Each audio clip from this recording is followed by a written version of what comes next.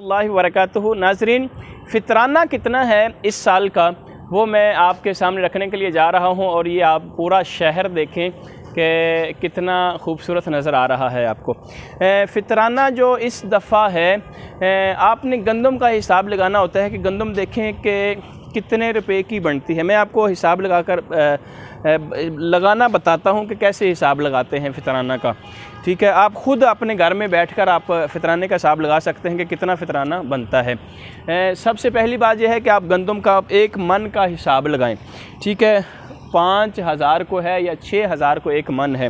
اس کے بعد آپ 25 کلو کا حساب لگائیں، 25 کلو سے پھر آپ نیچے آ جائیں 10-12 کلو پہ، 10-12 کلو سے پھر نیچے 5 پہ، پھر یعنی کہ 1 کلو کا آپ سے حساب لگائیں تو تقریباً 2.5 کلو جو ہے وہ ایک فرد کی ہوتی ہے، ٹھیک ہے؟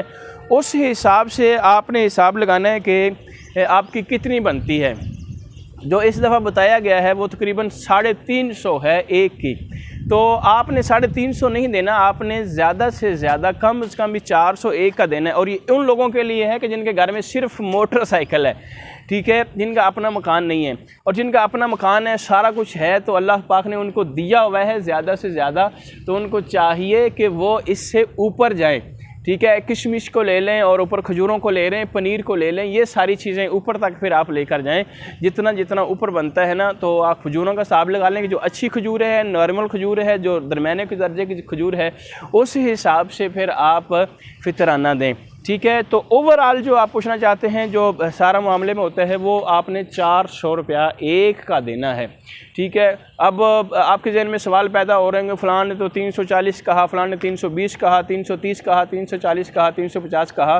بھئی کم و بیش آپ کچھ ملا کے 400 میں سب کچھ آ جائے گا۔